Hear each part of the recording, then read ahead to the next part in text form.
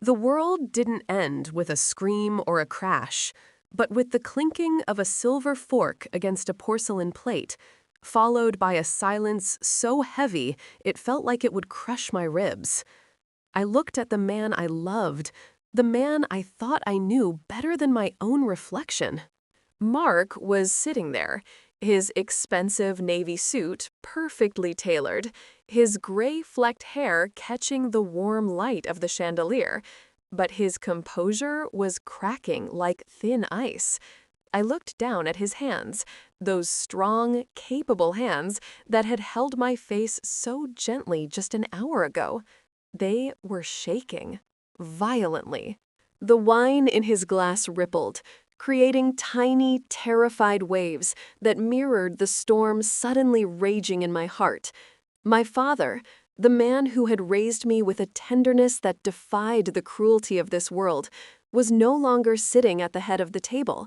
He was standing right beside me, his knuckles white as he gripped the back of my chair. His breath was hot against my ear, trembling with a rage and sorrow I had never heard in his voice before. He leaned down, and the words he whispered shattered the illusion of my perfect life forever. That man destroyed my life 20 years ago. He doesn't recognize me. I was 16. He was my teacher. He went to prison for what he did to me. But wait! How did we get to this frozen nightmare? How did a night meant for celebration turn into a funeral for my happiness? Let me take you back to the beginning, before the wine spilled, before the secrets clawed their way out of the dark. It was supposed to be the most important night of my life. I had spent the entire week curating every detail, desperate for approval, desperate to bridge the gap between the two men I loved most. The house smelled of rosemary and roasted garlic, a scent that usually made me feel safe, anchored. I remember smoothing down the front of my cream-colored dress for the 100th time, checking my reflection in the hallway mirror. I wanted to look mature, elegant. I wanted to prove that my relationship with Mark, despite the age gap that raised eyebrows in town, was real and grounded. I was 25, old enough to make my own choices, but young enough to still desperately need my father's blessing. My father, David, he wasn't like other fathers. He was younger than most of my friends' dads, having taken on the role of raising me when he was barely an adult himself. There was always a shadow in his eyes, a kind of lingering melancholy that he tried to hide behind warm smiles and bad jokes. We were a team, him and I. He had shielded me from everything, worked double shifts, sacrificed his youth so I could have mine. That morning, I had found him in the kitchen, staring out the window at the gray autumn sky, his coffee growing cold in his hand. "Everything okay, Dad?" I had asked, touching his shoulder. He had jumped, just a little, a reflex he never quite grew out of. "Just thinking, Bella," he had said, forcing that smile that didn't quite reach his eyes. "I want everything to be perfect for you tonight. I want to meet this man who has stolen my daughter's heart." If only I had known what he was really thinking. If only I had seen the tension in his jaw. The wind was howling outside when Mark's car pulled into the driveway. It was a black sedan, sleek and foreign, looking out of place in our modest neighborhood of cracked sidewalks and overgrown hedges. My heart did a somersault. I ran to the door, feeling like a teenager, giddy and nauseous all at once. When Mark stepped out, pulling his collar up against the cold, he looked like a savior.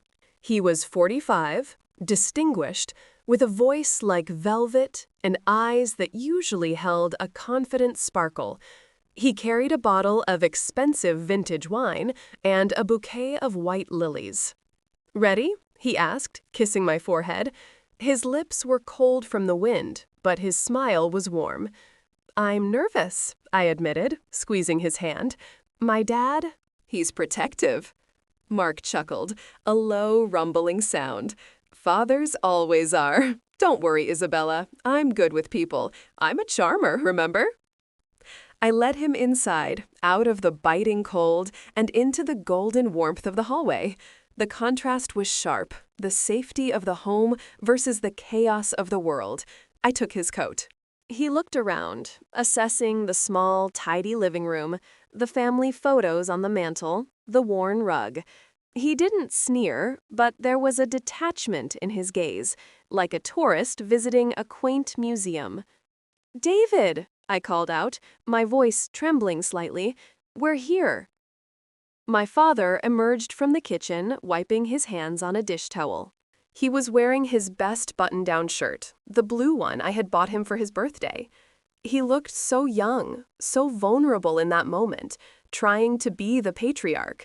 He looked up, a welcoming smile forming on his lips, ready to greet the guest.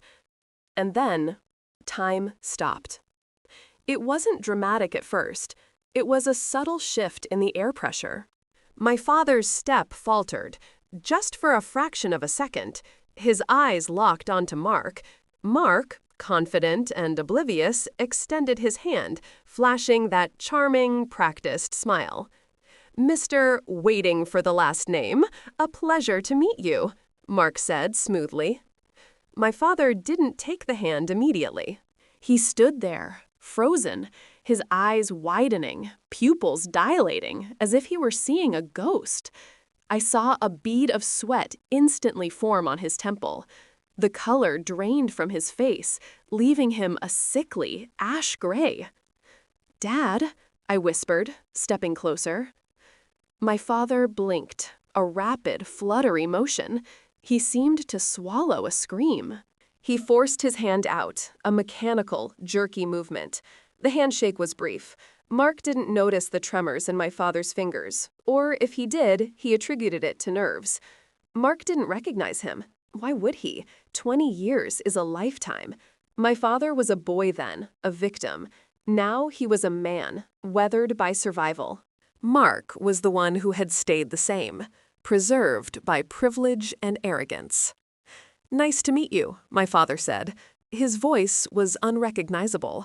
It was hollow, stripped of all timbre, like dry leaves scraping together. We moved to the dining room.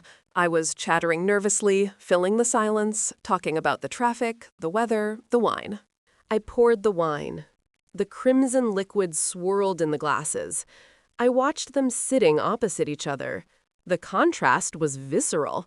Mark, relaxed, leaning back, taking up space, owning the room. My father, rigid, his shoulders hunched, his eyes fixed on the tablecloth, unable to look up. "This roast looks delicious," Mark said, slicing into the meat. "You know, Isabella tells me you work in construction. Hard work, honest work." "I used to be a teacher," Mark continued, taking a sip of the wine, "before I moved into consultancy. I loved teaching, molded young minds. It was a vocation, really." The sound of my father's fork hitting the plate was sharp. Clang. My father looked up then. For the first time, he looked directly into Mark's eyes. There was no fear anymore, just a deep, ancient pain mixed with a burning fire. "You were a teacher?" my father asked. The air in the room grew thin. "Yes, years ago," Mark replied casually, oblivious to the predator staring back at him. "High school level, history and civics." "Where?" my father asked. "Oh, a few places. Up north, mostly. A small private school in Vermont. You wouldn't know it." I saw my father's hand grip the steak knife. His knuckles were white mountains on a map of tension. He remembered. He remembered every second of it. I could feel the vibrations of his trauma radiating across the table, though I didn't understand the source yet. I just felt cold. Suddenly, the cozy dining room felt like a courtroom, a prison cell. "Mark," I interrupted, trying to break the tension, "tell Dad about the trip we're planning." Mark smiled at me, his eyes crinkling. "Oh, yes. I want to take Isabella to Italy, to the coast. She deserves to see the world." My father stood up. He didn't push his chair back. He rose slowly, like a dark tide rising. The shadows from the chandelier cast long hollows over his face. He walked around the table. His steps were silent on the carpet. I thought he was going to get more wine. I thought he was going to the kitchen. But he stopped behind me. Mark looked up, confused, a piece of roast halfway to his mouth. "Is everything all right, sir?" My father didn't answer him. He placed a hand on my shoulder. His grip was hard, painful. It was the grip of someone holding onto a lifeline in a hurricane. He leaned down.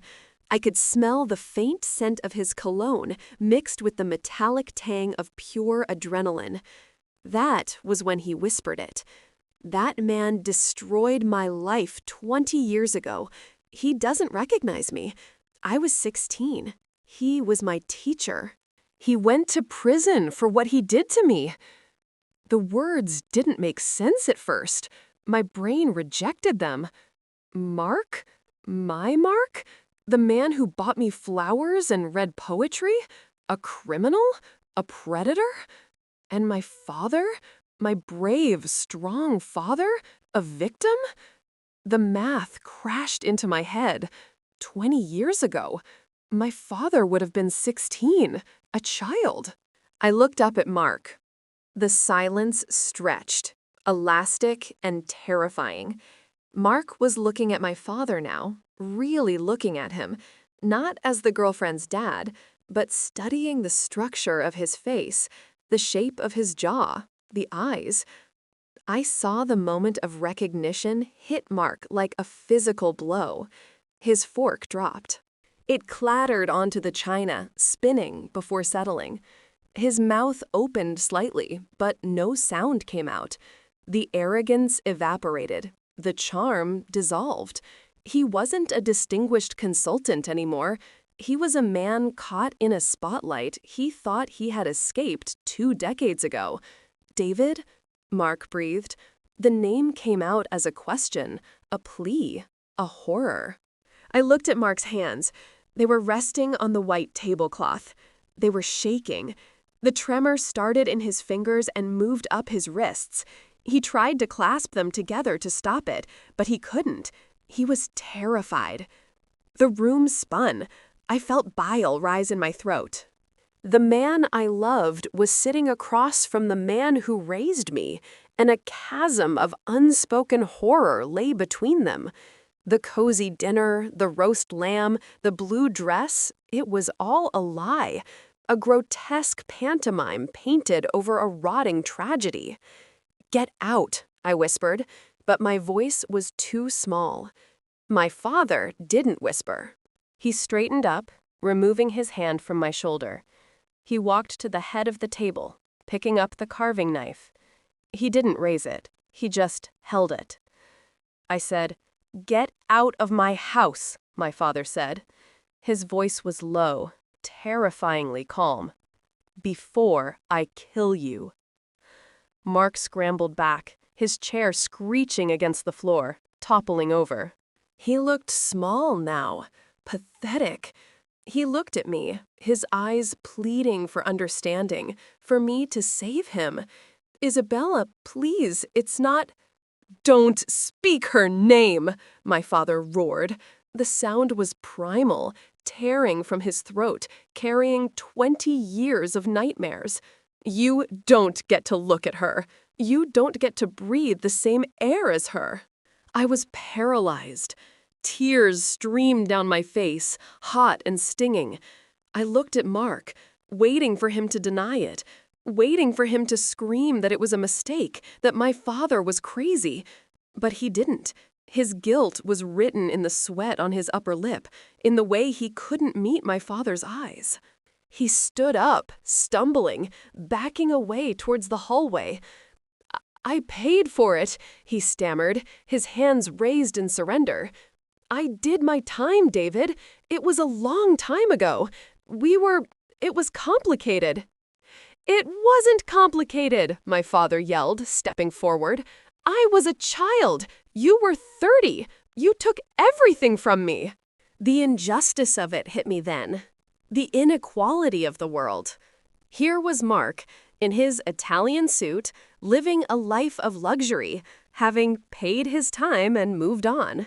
And here was my father, who carried the scars every single day, whose youth had been stolen, who worked himself to the bone to protect me from men exactly like this.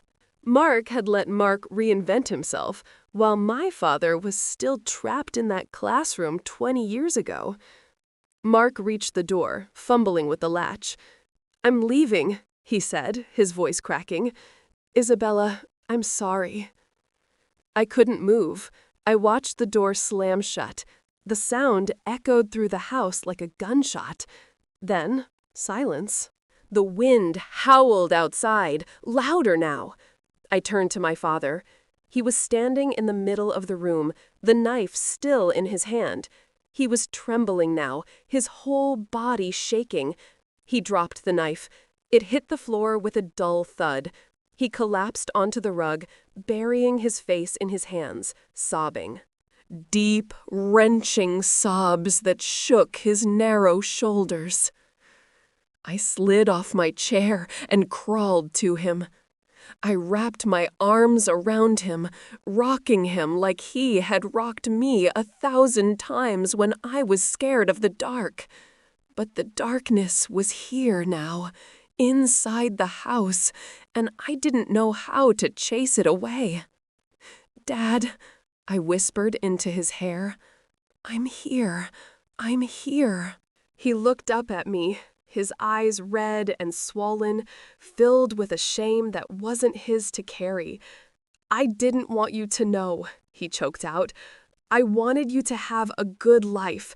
I didn't want my dirt to touch you." "It's not your dirt, Dad," I said fiercely, wiping a tear from his cheek. "It's his. It's all his." But as I held him, looking at the empty chair where my boyfriend had sat, looking at the spilled wine spreading like blood across the white tablecloth, I knew that nothing would ever be the same. The illusion of the perfect evening was gone. The war had just begun. And I realized, with a chilling clarity, I had been sleeping with the monster that haunted my father's dreams. The front door had closed, but the echo of its slam seemed to vibrate in the china cabinet, rattling the delicate teacups my grandmother had left us. The house was silent, save for the wind battering the windows and the terrible, wet sound of my father trying to catch his breath on the dining room floor. I held him. I held him so tight my arms ached, pressing my cheek against the rough cotton of his blue shirt, the shirt he had ironed so carefully for tonight, wanting to look presentable for the man who turned out to be his destroyer. "Dad, breathe," I whispered, my own voice sounding foreign, like it was coming from underwater. "Just breathe." He was shaking violently, a tremor that seemed to originate from his very bones. His hands, usually so steady and calloused from years of laying brick and pouring concrete, were clutching my forearms, digging in as if the floor beneath us had turned into a cliff edge. I looked over his shoulder at the table. The candles were still burning, casting flickering, mocking shadows against the wall. The roast lamb sat cold and untouched. The wine Mark had spilled was soaking into the white lace tablecloth, spreading like a fresh wound, a dark crimson stain that would never wash out. I couldn't feel my legs. The shock was a physical numbing agent, starting at my toes and creeping up, but my chest was on fire. Every time I blinked, I saw Mark's face. Not the charming face I had fallen in love with, but the face of the coward who had backed away from us. And then, terrifyingly, that image was superimposed with the realization of what my father had said. 16. A teacher. The nausea hit me in a wave. I had let that man touch me. I had let him kiss me. I need to get up," my father gasped, his voice raspy. "Don't try to move yet," I soothed him, brushing the hair back from his damp forehead. His skin was clammy, cold sweat mingling with tears. "No, Isabella, I can't. I can't be on the floor, not over him. He doesn't get to put me on the floor again." The strength in those words, frail as they were, broke my heart all over again. I nodded, wiping my own eyes with the back of my hand. Okay, Dad, let's get up." It took effort. He was dead weight, his energy sapped by the trauma that had just detonated in our living room. I pulled his arm over my shoulder, gritting my teeth, and hauled us both upright. He swayed, reaching out to steady himself on the back of the chair Mark had vacated. He flinched when his fingers touched the wood, pulling his hand back as if it were red hot. "Let's go to the living room," I said softly, steering him away from the dining table, away from the scene of the crime. We sat on the old beige sofa, the one with the sagging cushions where we used to watch movies on Friday nights. I pulled the knitted afghan from the back of the couch and wrapped it around his shoulders. He looked so small. My father, the giant who could carry 2 bags of cement without breaking a sweat, looked like a child lost in a storm. I went to the kitchen to get him water. My hands were shaking so bad I dropped the glass. It shattered on the linoleum, a loud crash that made us both jump. I stared at the shards, sparkling under the harsh kitchen light. I didn't sweep them up. I couldn't. I just grabbed another glass, filled it, and walked back, stepping carefully over the broken pieces of my composure. "Here, drink." He took the glass with 2 hands, the water sloshing over the rim before he could get it to his lips. He took a long, desperate gulp. Then he lowered the glass and looked at me. His eyes were red-rimmed, haunted, filled with a plea for forgiveness that he didn't owe anyone. "Bella," he whispered, "I'm sorry. I ruined your night." I felt a sob rip through my throat, sudden and violent.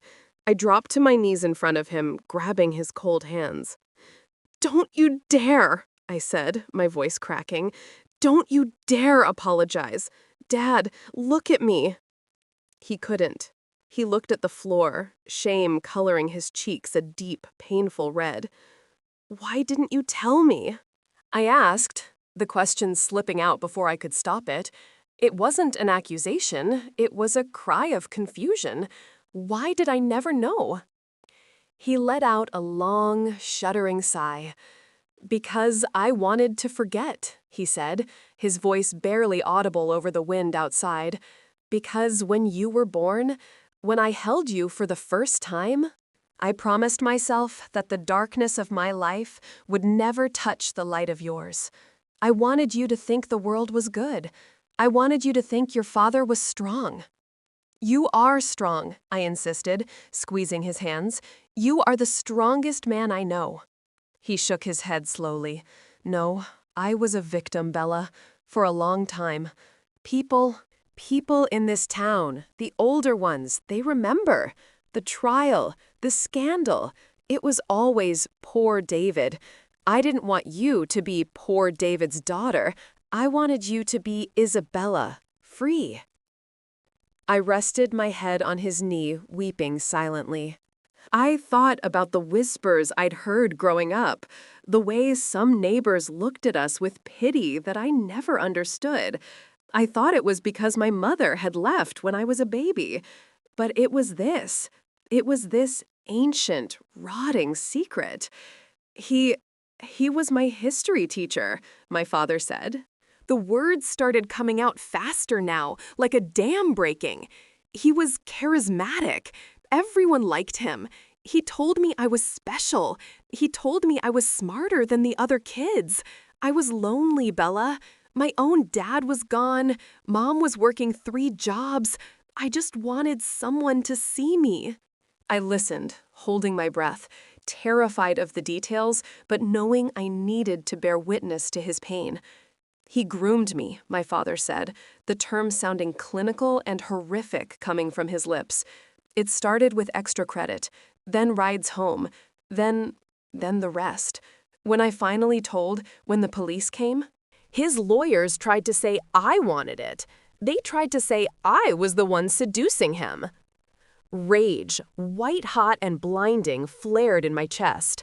I thought of Mark's confident smile, the way he ordered wine, the way he corrected my pronunciation of Italian words, the arrogance, the absolute unadulterated evil hidden behind a silk tie. He went to prison for 3 years, my father continued, staring at the blank television screen. 3 years. That's what my innocence was worth. Then he got out. He changed his name. He moved away. I thought he was dead. I hoped he was dead. He looked down at me then, tears spilling over his lashes. And then he walks into my house, with his hand on my daughter. The image made me gag. I scrambled up and ran to the bathroom down the hall. I barely made it to the toilet before I threw up. My body was rejecting the evening, rejecting the memory of Mark's touch. I retched until there was nothing left, gasping for air on the cold tile floor. I felt dirty. I felt contaminated. I looked at my hands, hands that Mark had held, kissed, complimented. I turned on the faucet, twisting the handle until the water was scalding hot. I grabbed the bar of soap and started scrubbing. I scrubbed my hands, my arms, my neck. I scrubbed until my skin turned angry and red, until it stung, trying to wash away the phantom sensation of his fingers. How could I have been so blind? I was 25. I thought I was smart. I thought I could read people. But I had looked into the eyes of a monster and seen a savior.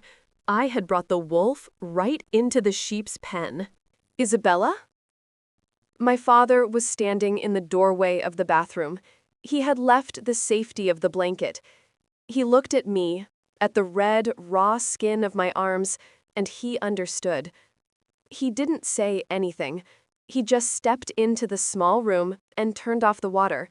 He took the towel and gently, so gently, patted my arms dry. "It's not your fault," he said firmly. I looked at him in the mirror. We were a pair of ghosts, both haunting the same house. "How do you know?" I whispered. "How do you know it's not my fault? I brought him here. I loved him, Dad." "Because that's what men like him do," he said, his voice hardening with a steel I hadn't heard before. "They are chameleons. They mimic goodness. You have a big heart, Bella. He used that against you, just like he used my loneliness against me." He took my face in his hands. His palms were rough, warm, safe. "But we are done with him. Do you hear me? He is gone." "Is he?" I asked, trembling. "He knows where we live. He knows—" "If he ever comes near this house again," my father said, and his eyes were dark tunnels of infinite protective fury, "I won't just hold a knife. I will use it. I don't care if I go to prison for the rest of my life. Nobody hurts my little girl." We walked back to the kitchen. The broken glass was still on the floor. The roast lamb was still on the table. The smell of the food was suffocating. "I can't look at it," I said, gesturing to the dining room. "Then we get rid of it," he said. We worked in silence, a grim cleanup crew for a disaster that no one else could see. My father grabbed the expensive bottle of wine Mark had brought, the vintage reserve he had bragged about, and walked to the sink. He poured it down the drain. The dark liquid gurgled away, looking like old blood. He didn't stop there. He took the bottle and smashed it into the recycling bin with a force that made me flinch. I took the plates, the fine china, the food. I scraped the roast, the potatoes, the carefully prepared green beans into the trash. I didn't save leftovers. I didn't want anything in this house that had been part of this night. I felt like I needed to burn the tablecloth. When the table was bare, stripped down to the wood, the room felt larger, colder, but cleaner. My father sat down at the kitchen island, slumped over. The adrenaline was fading, leaving him gray and exhausted. "What do we do now?" I asked, leaning against the counter. My fancy cream dress felt like a costume, tight and ridiculous. He looked at his hands, watching the tremors that still hadn't completely stopped. "I don't know," he admitted. "I don't know, Bella. I just want to sleep, but I don't think I can." I walked over and sat beside him. "I'm not going back to my apartment tonight," I said. "I'm staying here." "I don't want you to be scared," he said. "I'm not scared," I lied. "I'm angry, Dad. I'm so angry." "Good," he said, looking up at me. "Anger is better than fear. Anger keeps you standing." We sat there for a long time as the storm outside began to lose its fury, settling into a steady, weeping rain against the glass. The house creaked, settling into the night. I looked at the man who had raised me, a man who had been a 16-year-old boy, broken and betrayed by an authority figure, who had then gone on to build a life, to raise a daughter, to hide his scars so I wouldn't have to see them. The injustice of it burned in my gut like a coal. Mark was out there, probably driving his expensive car back to his expensive condo, shaken, perhaps, but free. He had his reputation, his money, his freedom. My father had memories of a prison cell and a youth stolen before it began. It wasn't fair. The words echoed in my mind. Childish, but profoundly true. It wasn't fair. "Dad?" I said softly. "Yeah, honey?" "He's not going to get away with it," I said. The words surprised me. I hadn't planned to say them. He sighed, rubbing his temples. "Bella, it was 20 years ago. He served his time. Technically, he's a free man. There's nothing legal we can do." "I didn't mean legally," I said, my voice dropping an octave. My father looked at me sharply. "Don't talk like that. You have a future. You have a career. You are not getting dragged into the mud with me." "I'm already in the mud, Dad," I cried out, gesturing to the empty space where Mark had sat. "I was sleeping with him. I was planning a future with him. I am part of this now, whether you like it or not." He flinched, but he didn't look away. "I'm not going to let him live his perfect life while you're still haunted by yours," I said, feeling a cold resolve settle over my heart, replacing the shock. "You said he changed his name. You said he moved. He thinks he's safe. He thinks because he did 3 years, the slate is wiped clean." "Isabella, stop." No, I stood up. The cream dress swished around my legs. I felt a sudden, fierce clarity. I remembered things Mark had told me about his consultancy firm, about his clients, about his carefully curated reputation in the city. He was terrified of scandal. That was why his hands shook. Not just because he saw his victim, but because he saw the threat to his new perfect lie. "He destroyed you when you were powerless," I said, looking at my father. "But I'm not 16, Dad, and I'm not powerless, and neither are you anymore." My father looked at me, really looked at me, as if seeing the woman I had become for the first time. He saw the anger in my jaw, the set of my shoulders. He didn't see his little girl. He saw an ally. He didn't say yes. He didn't agree. But he didn't tell me to stop. He just reached out and took my hand again. His grip was still shaking, but it was stronger now. "Go change," he said quietly. "Put on some sweatpants. That dress, it doesn't belong here anymore." I nodded. I walked toward the stairs, unzipping the dress as I went, desperate to shed the skin of the girl who had opened the door to Mark 2 hours ago. That girl was gone. She had died the moment my father whispered in my ear. As I climbed the stairs, I heard my father get up and walk to the window. I paused on the landing. He thinks I'm still that boy, my father whispered to the empty room below. I gripped the banister, my knuckles white. He's wrong, I whispered back to the darkness. I went into my old bedroom and stripped off the dress, kicking it into the corner. I pulled on an old oversized t-shirt and gray sweatpants. I looked in the mirror. My mascara was smeared, my eyes puffy, my face pale. But underneath the grief, there was something else, a hardness, a fire. I wasn't just Isabella anymore. I was David's daughter, and we had a debt to collect. I walked down the stairs, the old wooden steps groaning under my bare feet. The house felt different now. Before tonight, it had been a sanctuary, a warm cocoon of memories where the smell of lemon polish and old books signaled safety. Now, the air felt heavy, thick with the residue of the secrets that had just exploded in the dining room. Every shadow seemed to stretch longer, reaching out like the ghosts my father had tried so desperately to keep at bay. When I reached the kitchen, the sight of him broke me all over again. He was standing at the sink, his back to me. The water was running full blast, a torrent of noise in the quiet house. He was scrubbing a roasting pan. He was scrubbing it with a ferocity that was terrifying, his elbow jerking back and forth in a violent rhythm. The pan was already clean. I could see the gleam of the stainless steel even from the doorway. But he didn't stop. He was trying to scrub away 20 years of dirt that wasn't on the metal, but edged into his soul. "Dad," I said softly. He didn't hear me. The water roared, and he kept scrubbing, his head bowed low between his shoulders. I walked across the cold linoleum and reached out, placing my hand over his on the sponge. His skin was ice cold, soaked in soapy water.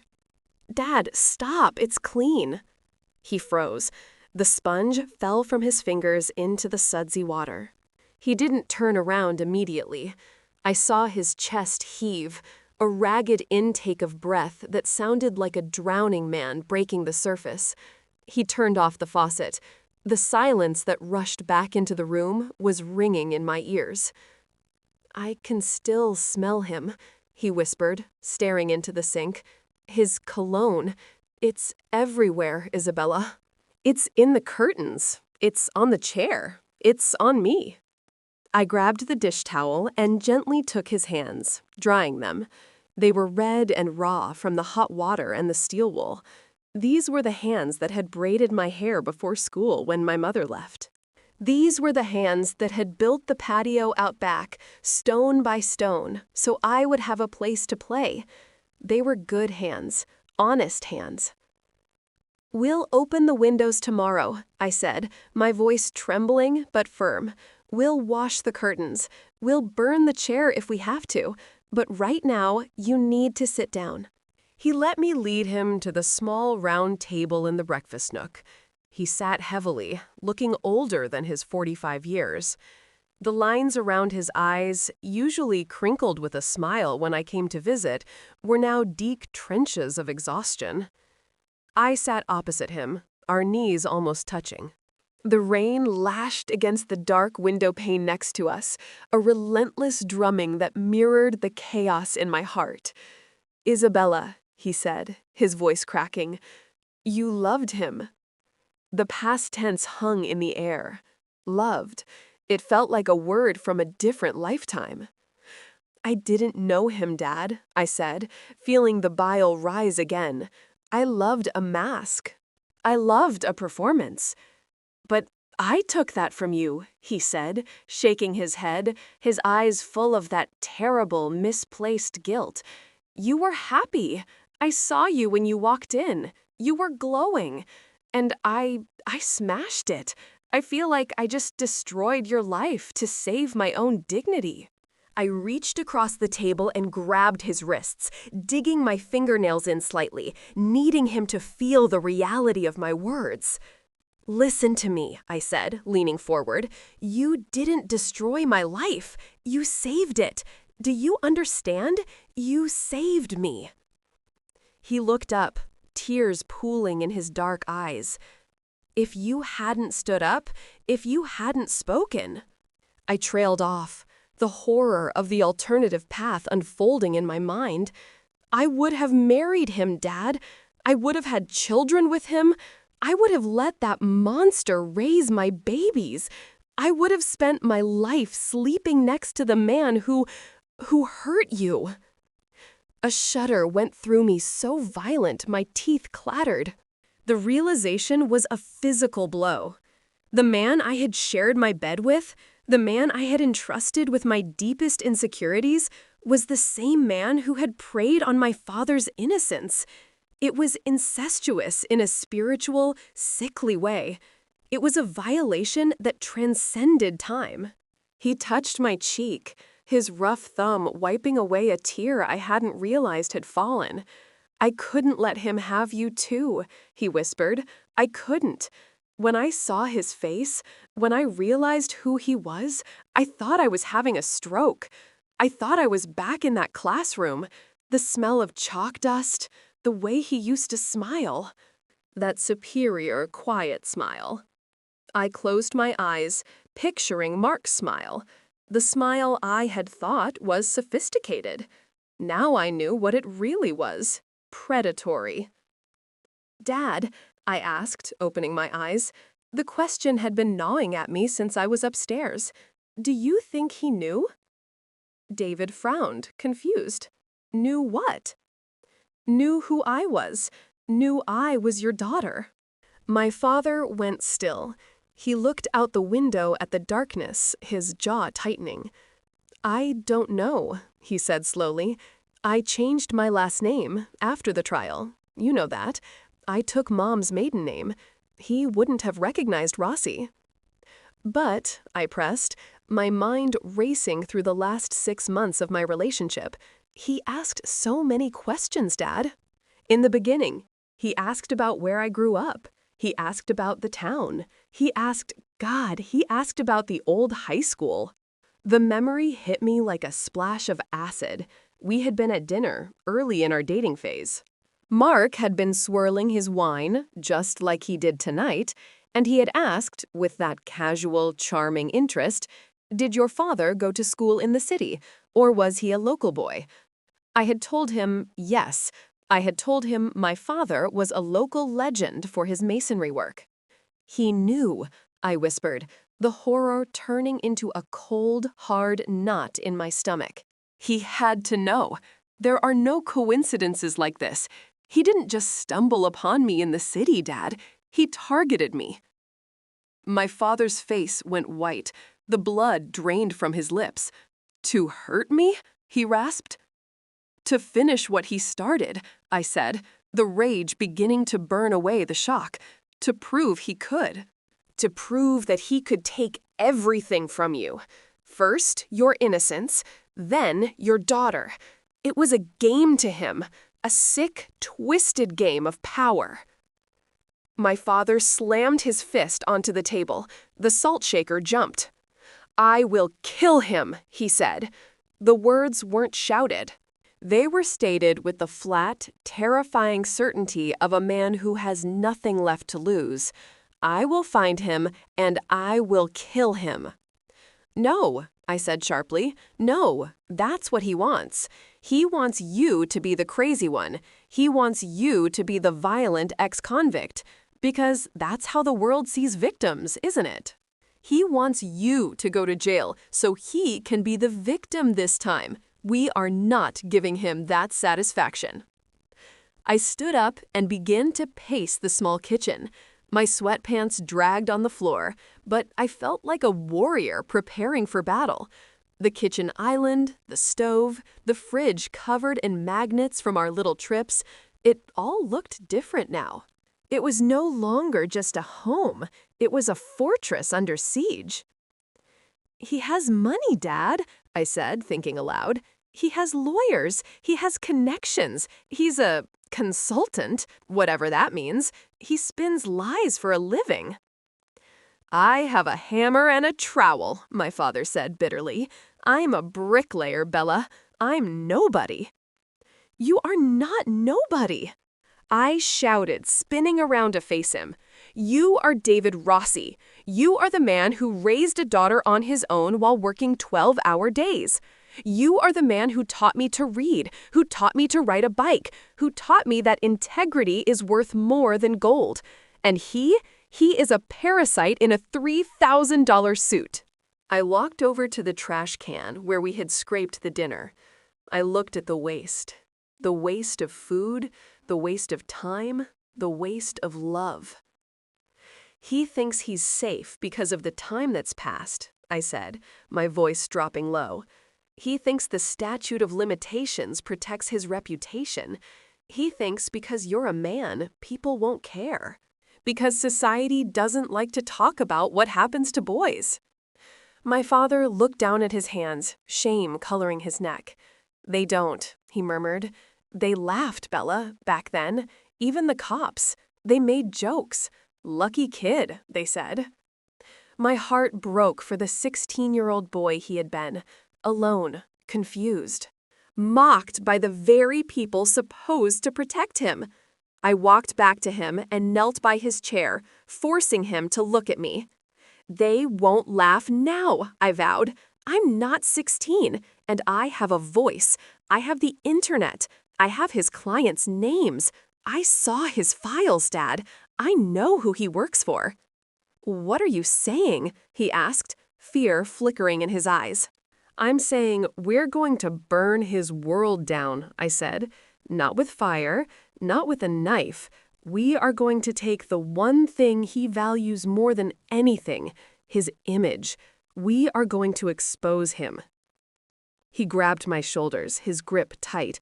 Bella, no, it's dangerous. Men like him, they destroy people. He's already destroyed me. I can't let him touch you. You have a career. You have a life. I don't have a life if I let this slide, I cried, tears finally spilling over again. How can I go back to work on Monday knowing he is out there? How can I pretend I didn't see you on the floor tonight? I stood up and walked to the counter where my purse was. I dug through it until my fingers brushed against cold metal. I pulled out the velvet box Mark had given me just last week.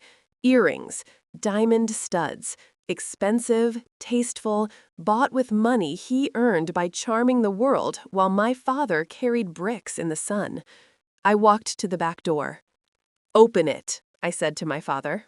He looked at me, confused, but he got up and unlocked the deadbolt. He pulled the door open. The wind howled, spraying rain into the kitchen. The night was black and wild. I stepped onto the small porch. The cold rain soaked my t-shirt instantly, plastering it to my skin, but I didn't feel the cold. I felt the heat of betrayal. I looked at the velvet box in my hand. For every tear you cried, I yelled into the storm, winding up my arm. For every nightmare you had. I threw the box. I threw it with all the strength in my body. It disappeared into the darkness, into the muddy garden, gone forever. I turned back to my father. He was standing in the doorway, the light from the kitchen framing his silhouette. He looked stunned. I walked back inside, dripping wet, shivering now. He quickly closed the door and locked it, shutting out the storm. He grabbed a towel from the hook and wrapped it around me, rubbing my arms briskly.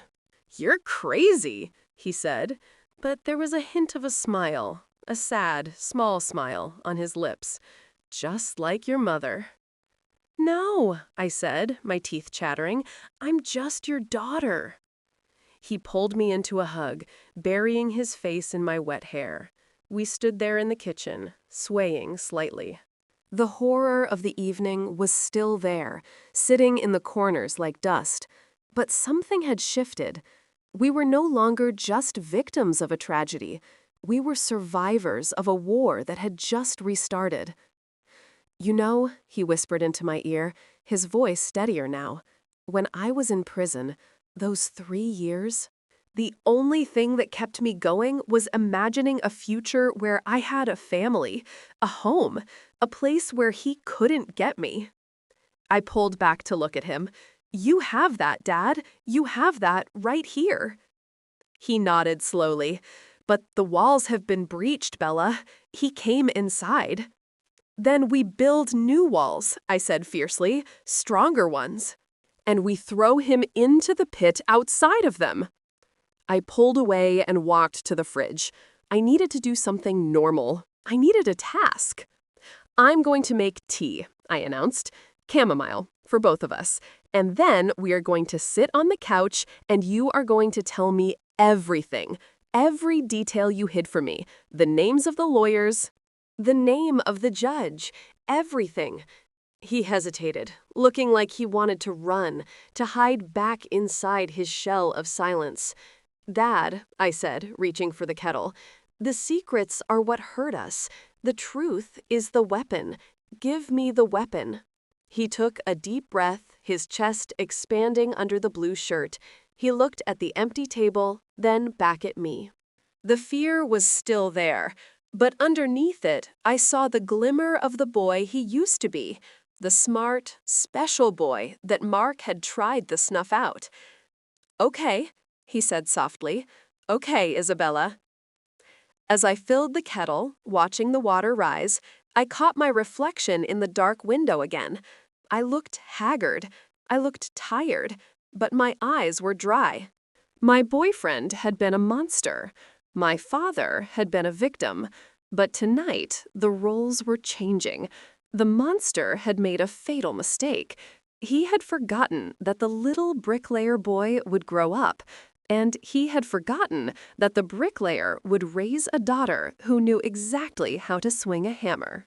The kettle began to whistle, a low, rising shriek that sounded like a warning siren. I turned off the stove. "Let's talk," I said. And as the rain continued to wash over our house, trying to cleanse the stain from the driveway where Mark's car had been, my father began to speak. He spoke in a low, halting voice, unraveling 20 years of silence, and with every word, I felt my love for Mark turn into fuel for the fire that was about to consume him. The steam from the chamomile tea rose between us like a thin, white curtain, separating the present from the past. I wrapped my hands around the ceramic mug, needing the heat to seep into my frozen palms, but the chill inside my chest was something no fire could touch. My father sat across from me, his shoulders hunched, staring into the dark amber liquid as if it were a scrying pool, showing him things he had spent 2 decades trying to forget. "It started with a book," he said, his voice barely audible over the drumming rain. "Just a book, Isabella. He gave it to me after class. He said I had potential. He said I was too smart for the life my parents had mapped out for me." I watched a tear slide down his nose and drop into his tea. It vanished without a ripple. "I was flattered," he continued, his fingers tightening around his own mug until his knuckles turned the color of old parchment. "Nobody had ever told me I was special before. My dad, your grandfather, he was a good man, but he was tired. He just wanted me to lay bricks and keep my head down. But him? He told me I could be an architect. He told me I could build the world, not just patch it up." He looked up at me then, and the pain in his eyes was so raw, so naked, that I almost looked away. But I forced myself to hold his gaze. I owed him that witnessing. "He made me feel like he was the only person in the world who really saw me," he whispered. And then he started asking for things in return. Small things at first. Silence, secrets, staying late. And then he stopped. His throat worked as he swallowed the bile of memory. I reached across the table and covered his hand with mine. "You don't have to say the details, Dad. I know." "No," he said firmly, shaking his head. You need to know why I can't go to the police now. You need to know why the law is a joke to men like us." He took a ragged breath. "When it all came out, when my mother found the letters. We went to the station. I was 16, Bella. I was a child. But I was a big child. I had calluses on my hands from working weekends with my dad, and he was a pillar of the community. He coached the debate team, he organized the charity drives." My father let out a laugh that sounded like a dry branch snapping. The sergeant looked at me. He looked at my cheap clothes. He looked at my terrified mother, who could barely speak English properly. And then he looked at the lawyer, Mr. Sterling. That was his name then, Sterling, had brought within 20 minutes. "They asked me what I had done to lead him on," he said, the bitterness coating every word. "They asked me if I was looking for money. They twisted my words until I didn't know up from down. Even when he pleaded guilty to a lesser charge to avoid a spectacle, he got 3 years in a minimum security facility. I got a life sentence of shame." I felt the rage rising in me again, hot and suffocating. The injustice of it was a physical weight in the kitchen. It wasn't just sexual abuse, it was class warfare. It was the wealthy crushing the poor because they knew they could. Mark, or Sterling, or whatever name he wore like a cheap suit, hadn't just stolen my father's innocence. He had stolen his faith in the world. "People in town stopped hiring my dad," he said softly. "They whispered when we walked into church. They said I had seduced a good man. So we left. We moved 3 towns over. I changed my name. I buried David the boy and became David the bricklayer. And I swore I would never let anyone with that kind of power near my family again." He pulled his hand away from mine and covered his face. "And then you brought him home," he choked out. "And he sat at my table, and he ate my food, and he talked about his wine and his travels, and I saw the same arrogance, the same belief that the world existed just for him to consume." I stood up. I couldn't sit anymore. The energy in my body was too volatile. I walked to the window and looked out at the backyard. The storm was passing, leaving behind a dripping, muddy silence. "He didn't recognize you at all?" I asked, my breath fogging the glass. "No," my father said. "Why would he? I was just a toy he broke 20 years ago." "You don't remember the face of the ant you step on." I turned around. My silhouette must have looked dark against the window. "He remembers now," I said. My father looked at me, his eyes red-rimmed and weary. "What do you mean?" "When you whispered in my ear," I said, walking back to the table. "When you stood up. I saw his face, Dad." It wasn't just fear of a father protecting his daughter. It was recognition. It took him a second, but he knew. That's why his hands shook. That's why he ran. He realized the ghost had come back to haunt him. "Isabella," my father said, his voice pleading, "let him run. Let him go. We survived this tonight. That's enough." "It is not enough." I slammed my hand on the table, making the spoons rattle. "It is not enough that we survive while he thrives." I paced the small length of the kitchen, my bare feet slapping against the cold linoleum. "You said he destroyed your reputation," I said, thinking fast. "You said the town turned on you." "Yes." "Then we do the same to him," I said. "But we have the truth on our side." I stopped pacing and looked at my father. He looked so small in his chair, beaten down by a history he couldn't escape. But I saw the strength in him, too, the strength it took to raise a daughter alone, the strength to build houses that withstood storms like the one outside. "He works for the Highmore Group," I said, the information flowing from my memory of Mark's boastful phone calls. He consults for the city council on urban development. He's currently trying to bid for the new library project. He told me that. He bragged that his clean image was his biggest asset. My father watched me, a mixture of fear and awe on his face. He relies on trust, I continued, my voice dropping to a dangerous whisper. He sells confidence. If people knew who he really was, if they knew he was a predator who changed his name to hide a prison record, Bella, he has lawyers. He has power. And I have nothing to lose, I countered. I lost my boyfriend tonight. I lost the future I thought I had. I'm empty, Dad. And when you're empty, you're dangerous because you have no fear left. I went to the drawer where we kept the junk, batteries, rubber bands, pens, and pulled out a notepad. I sat down and clicked a pen open. Tell me the name of the high school, I said. Isabella. Tell me the name of the judge, I demanded gently. Tell me the name of the town.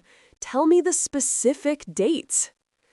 My father hesitated. He looked at the door, as if expecting Mark to burst back in. Then he looked at me. He saw the set of my jaw, a trait I had inherited directly from him. He saw that I wasn't asking as a child anymore. I was asking as the head of this family, taking the burden from his shoulders. St. Jude's, he whispered. It was St. Jude's Academy. The year was 2004. I wrote it down. The ink looked black and permanent on the page. And his name, I asked? His full legal name back then? Arthur Mark Sterling, he said. I wrote that down too. I drew a circle around it. It felt like drawing a target. I'm going to find the court records, I said, my mind racing with a cold, clear logic. They are public records. If he changed his name legally, there's a paper trail. If he didn't, then he's committing fraud every time he signs a contract.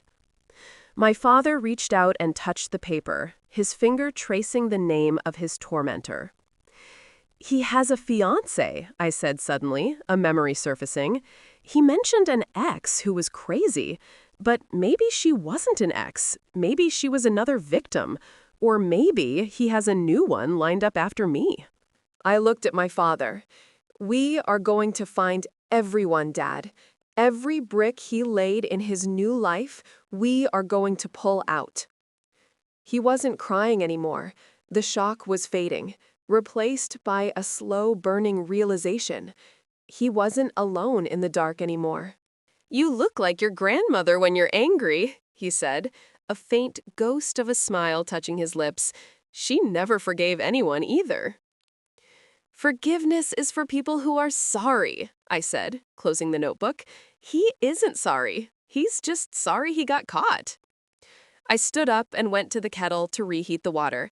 The mundane action felt grounding.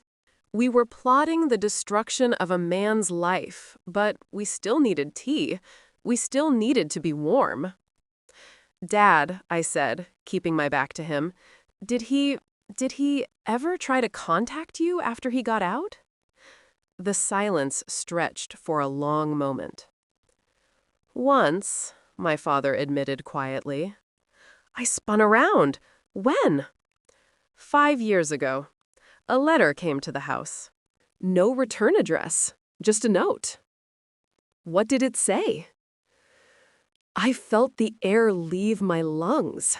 The audacity, the twisted, narcissistic cruelty of it. To write to his victim and offer forgiveness as if my father were the sinner. It was a power move, a way to say, I am still above you. I am still the teacher, and you are still the naughty boy. That clinches it, I said, my voice trembling with a fresh wave of loathing. That man is not going to just lose his job. He is going to lose his mind. I walked over and hugged my father again, burying my face in the rough cotton of his shirt. He smelled of rain and soap and the old, comforting scent of sawdust. He was the most real thing in my world, Mark, with his silk ties and manicured hands, had been a mirage. "Go to bed, Dad," I whispered. "You're exhausted. You look gray." "I can't sleep," he said. "You will," I promised, "because I'm going to stay up. I'm going to sit right here with my laptop and this notebook. I'm going to be the guard dog tonight. Nobody is coming through that door." He looked at me, and for the first time in 20 years, the shame in his eyes was gone, replaced by a profound, heartbreaking gratitude. He stood up, his knees cracking. He looked older than he had this morning, but he stood straighter. "Thank you, Bella," he said. "Don't thank me," I said fiercely. "Just love me. That's the only thing that man couldn't take." He kissed my forehead, his lips cool against my skin. He walked slowly out of the kitchen, his hand trailing along the wall for support. I listened to his heavy footsteps on the stairs. I listened to the floorboards creak in the hallway. I listened until I heard his bedroom door click shut. Then I was alone in the silence of the kitchen. I sat down at the table. The rain had stopped completely. The house settled, wood groaning against the drop in temperature. I opened the notebook again. I looked at the name, Arthur Mark Sterling. I reached for my purse and took out my phone. I had 40 missed calls from him, 12 voicemails, a string of frantic texts. "Bella, please let me explain. Your father is confused. He's a sick man, Bella. Don't listen to him. I love you. Please. I'm coming back to talk." I read the last one and felt a surge of adrenaline. I'm coming back. I stood up and walked to the knife block on the counter. My father had mentioned a knife earlier, in his rage. I pulled out the heavy chef's knife. The steel gleamed under the kitchen lights. I tested the weight of it in my hand. It was heavy, balanced, real.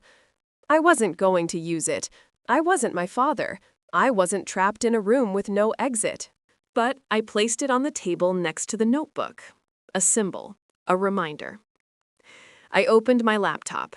The screen glowed blue in the dim room, illuminating the tears that had dried on my cheeks. I typed into the search bar, Arthur Mark Sterling, St. Jude's Academy, 2004, trial.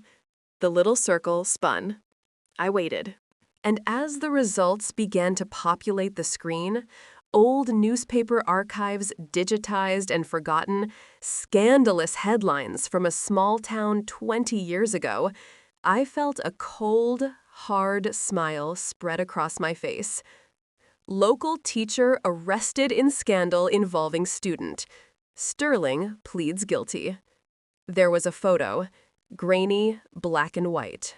A younger Mark, handcuffed, shielding his face with a jacket. But I knew that chin. I knew that posture. I looked at the phone again. Another text came in. "Baby, please, answer me." I picked up the phone. My thumb hovered over the screen. I didn't block him. I didn't scream. I typed a single message back, my fingers steady and sure.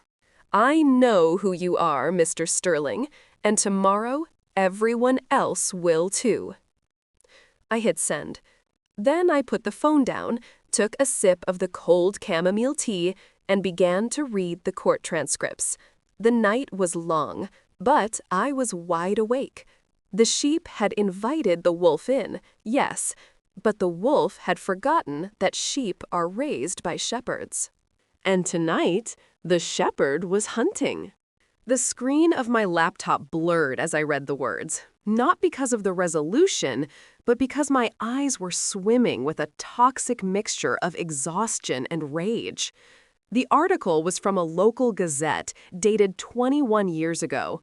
The headline was small, tucked away on page 4, buried beneath news about a church bake sale and a road closure. "Teacher dismissed following allegations." That was it.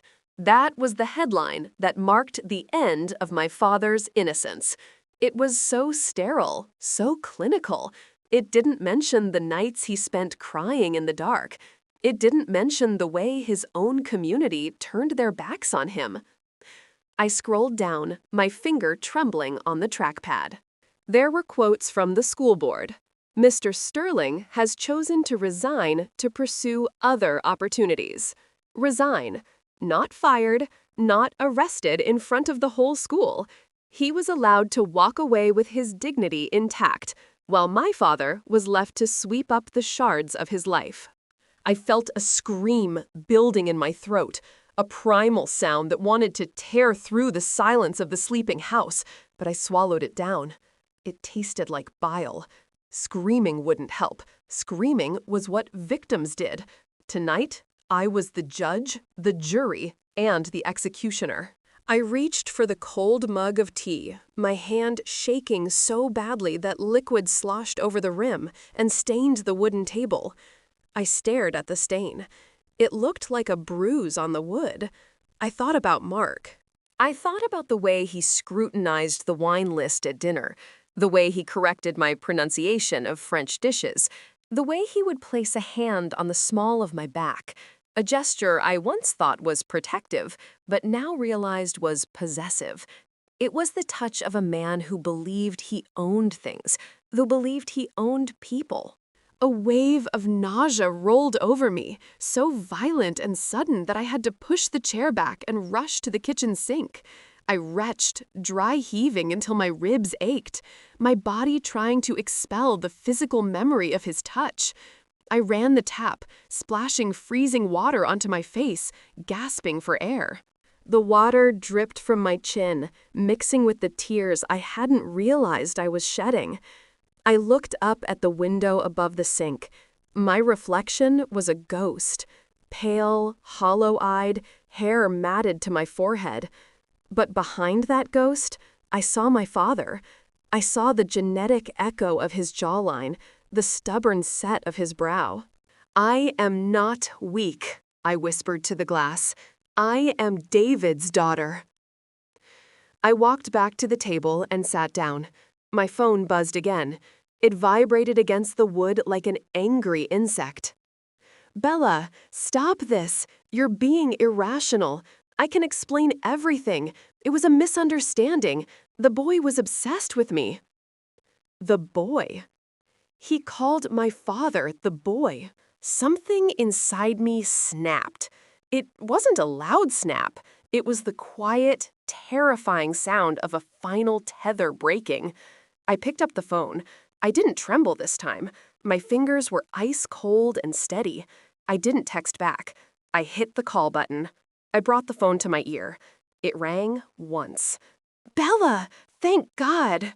Mark's voice was breathless, panicked, coated in that smooth, synthetic charm that had fooled me for 2 years. "Baby, listen to me. Your father he's confused. It was a long time ago. Memories get distorted. You know how trauma works. People invent things to make sense of their failures." I listened to him. I listened to the man I thought I was going to marry gaslight me in real time. It was fascinating in a horrific way. It was like watching a snake unhinge its jaw. "Are you finished?" I asked. My voice sounded dead, flat. "Bella, please. I'm outside. Let me come in. We can talk about this like adults." "You are outside?" I repeated. I stood up and walked to the living room window. I pulled back the heavy curtain just an inch. There, at the end of the driveway, sitting in his sleek black Audi, were the red taillights. He hadn't left. He was waiting for me to break. Waiting for me to come running out so he could wrap me in his expensive coat and whisper lies until the world made sense again. "If you step 1 foot on this property, Arthur," I said, using his real first name, the name he had buried, "I will call the police, and I won't be reporting a trespasser.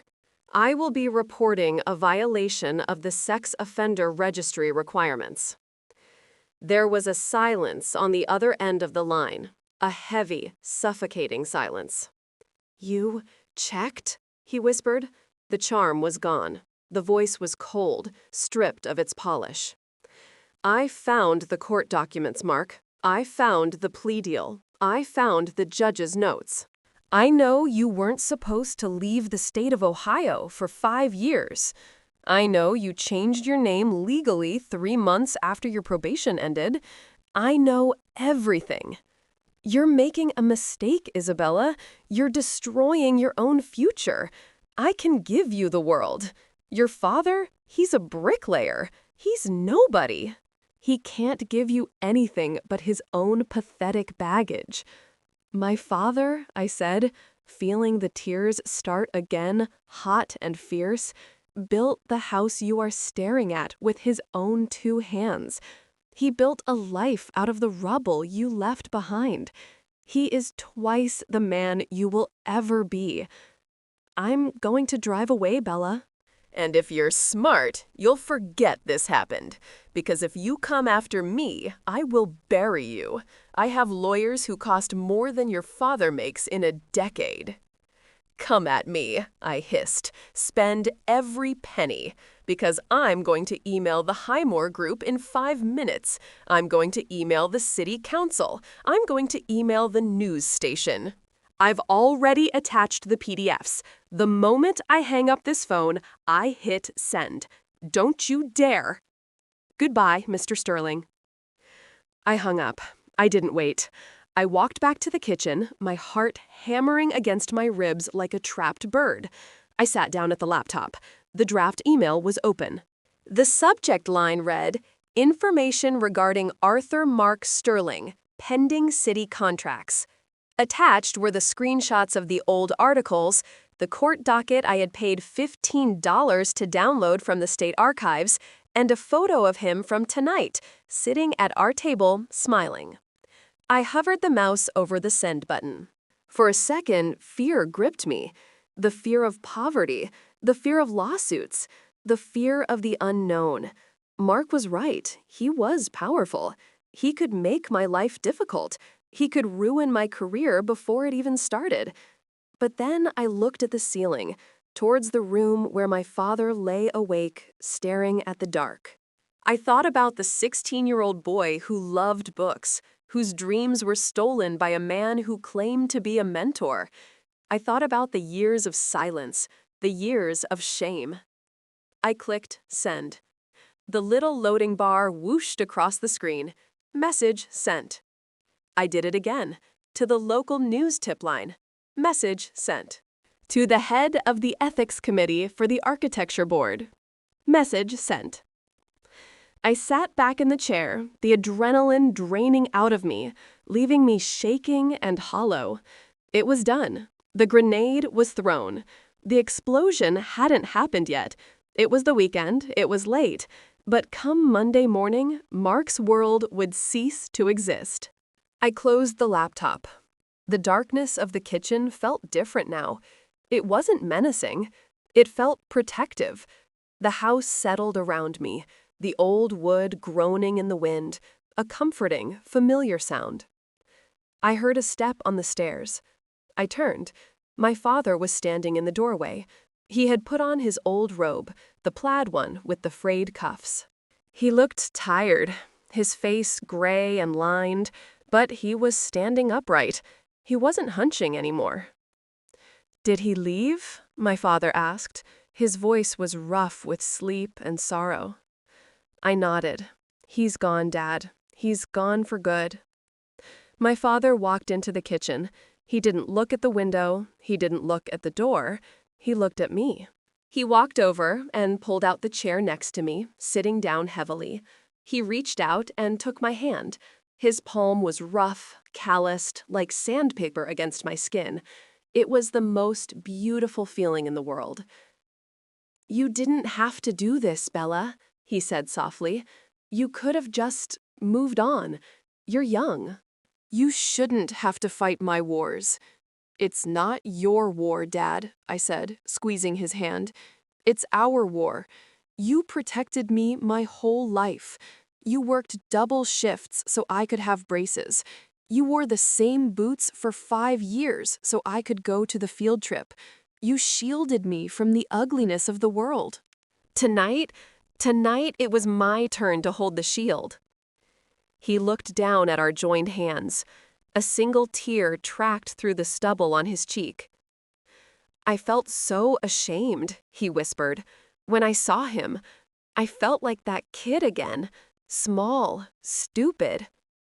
"You are not stupid," I said fiercely. "You are a survivor, and you are the best father in the world." He lifted his head and looked me in the eyes. I saw the love there, vast and unconditional, deeper than any ocean. "What happens now?" he asked. I took a deep breath. Now we wait. On Monday, the world finds out who he is. He won't get the library contract. He won't be consulting for the city. He's going to be busy answering questions he thought were buried 20 years ago. My father nodded slowly, absorbing this. He looked at the teapot on the table. "Is there any left?" he asked. "It's cold," I said. "Cold tea is better than no tea," he murmured. I poured him a cup. We sat there in silence as the storm outside finally broke, the rain tapering off into a gentle drizzle. The wind died down. The frantic energy of the night began to settle into a quiet, heavy peace. I watched him drink the cold tea. I watched the way he held the cup with both hands, as if drawing warmth from the memory of heat. I realized then that my life had changed course tonight. The career I had planned, the city life, the fancy dinners, it all felt distant, like a movie I had watched once and forgotten. This was real. This kitchen, this table, this man who had given up everything for me. "Dad," I said, breaking the silence. "Yeah, honey? I'm not going back to the apartment tomorrow. I'm going to stay here for a while. Commute into the city if I have to, but I don't want to be alone right now, and I don't want you to be alone either." He lowered the cup. A look of relief washed over his face, so profound it broke my heart all over again. "I'd like that, Bella," he said. "I'd like that very much. The house, it gets too quiet sometimes." We sat there until the windows began to turn gray with the first light of dawn. The birds started to sing, tentative at first, then louder, unaware of the trauma that had unfolded inside these walls. The sun was coming up. It didn't care about Mark Sterling. It didn't care about the past. It just rose, relentless and bright, promising a new day. I stood up and walked to the back door, unlocking it. I stepped out onto the porch. The air was wet and smelled of mud and wet grass. The storm had stripped the leaves from the trees, leaving the branches bare and black against the morning sky. But the air was clean. My father came out and stood beside me. We didn't touch, but I could feel his presence, solid and warm. "He's gone, Dad," I said, watching the sunrise paint the clouds in bruised shades of purple and gold. "The monster is gone." My father took a deep breath, filling his lungs with the morning air. He looked at his hands, then he looked at the horizon. "Yes," he said quietly, "and for the first time in 20 years, Isabella, I think I can finally breathe." I leaned my head on his shoulder. We stood there, a bricklayer and his daughter, watching the sun burn away the shadows of the long, dark night. The future was undefined, a blank page waiting to be written. But as I looked at the determined set of my father's jaw, I knew one thing for certain. We would write it together, and this time, nobody was going to take the pen from our hands.